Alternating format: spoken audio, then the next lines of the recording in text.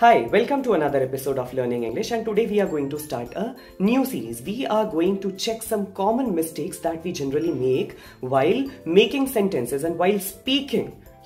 First thing, nobody is 100% correct when it comes to speaking English. But if we take care of few things, just few things, we can definitely maximize our efficiency. So from today onwards, in every episode of this series, we are going to see 7 such sentences that we at times speak incorrectly, as well as we are going to see the corrections, the little small things that if we take care of those things, we can definitely speak them grammatically correct. So quickly let us check out, but before that, those of you who are new to the channel, don't forget to hit the subscribe button. New series, new subscriptions, I really want them.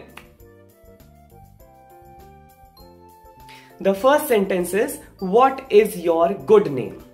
Now this phrase good name, whenever it is used by us or at times when we hear it from someone, हमें लगता है कि पता नहीं क्या ही ऐसा impression है इस फ्रेज में कि हमें इसे यूज करना चाहिए या बार बार बोलना चाहिए. अब देखो, नाम होता है, शुभ अशुभ नहीं होता है. It has to be good by hook और क्रुक.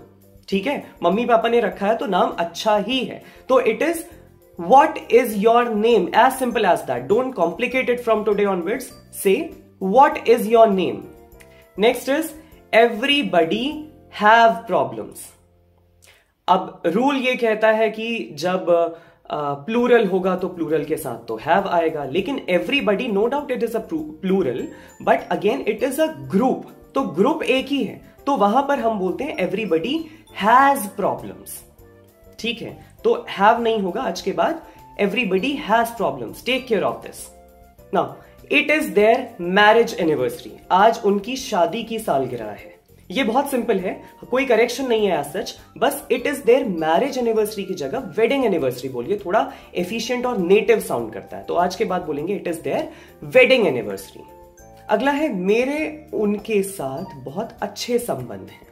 इंग्लिश में हम कह देते हैं आई have good relations with him. अब रिलेशंस नहीं होता, जो सही तरीका है वो कहने का, it is I have good relationship with him, यानी कि रिश्तेदारी, साझेदारी. रिलेशन रिश्ता होता है.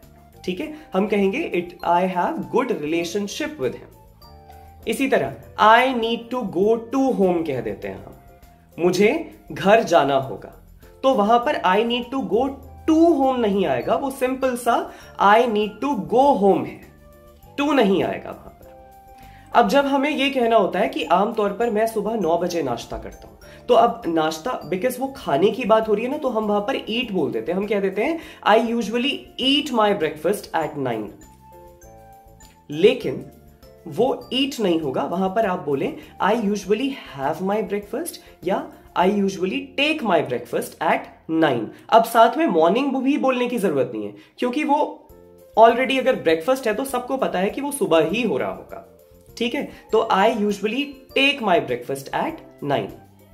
And last is she has got a great dressing sense. Dressing sense हम बोल देते हैं, मतलब उसे कपड़ों की या फैशन की बहुत अच्छी समझ है. अगर हमें ये बोलना है तो वहां पर ड्रेसिंग सेंस नहीं बोलते हैं, actually it is dress sense. हम ड्रेसिंग सेंस गलत बोलते हैं. आज के बाद ध्यान रखिएगा, आज के बाद बोलिएगा she has a great dress sense. As simple as that. So these were the 7 sentences that we have learned in a correct way. Like, comment, share and subscribe, and share the video with a friend whom you think that he needs to know this knowledge. Thank you so much for watching. Have a really great time.